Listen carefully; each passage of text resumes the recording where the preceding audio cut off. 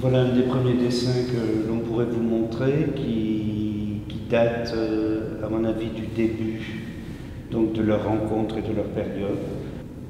Une des passions de Bonnard, finalement, sera toujours de dessiner sans cesse et sans cesse le corps de Marthe.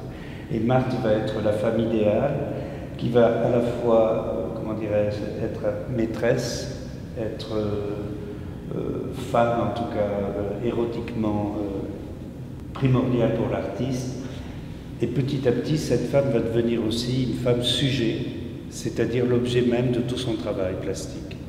On connaît, je ne sais pas, plus de 2000 ou 3000 dessins de Marthe, dessinés donc par Bonnard, et plus de 400 peintures, vous voyez. Donc, la grande majorité, c'est vrai que Bonnard, on le connaît essentiellement par rapport à ses paysages, on parle de lui en tant que le peintre de la couleur par rapport aux paysages, mais finalement, une bonne partie de sa peinture est aussi liée donc à ce corps de femme. Et donc cet attachement entre le couple, finalement, c'était un petit peu ça que nous avions voulu mettre en avant dans cette exposition.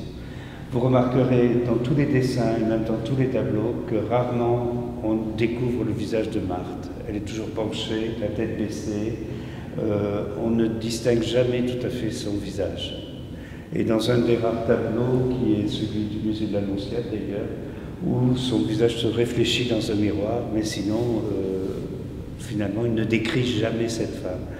Et ce qui est intéressant, c'est que cette nudité est liée aussi à un problème de santé de la part de Marthe, qui est sans arrêt en train de se baigner, de se doucher, de se laver, enfin, etc.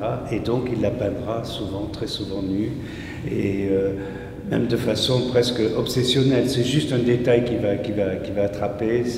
Alors ici, les dessins sont quand même assez aboutis, mais sinon, on aurait pu prendre aussi des petites études qu'il a réalisées carrément sur son petit carnet de son agenda.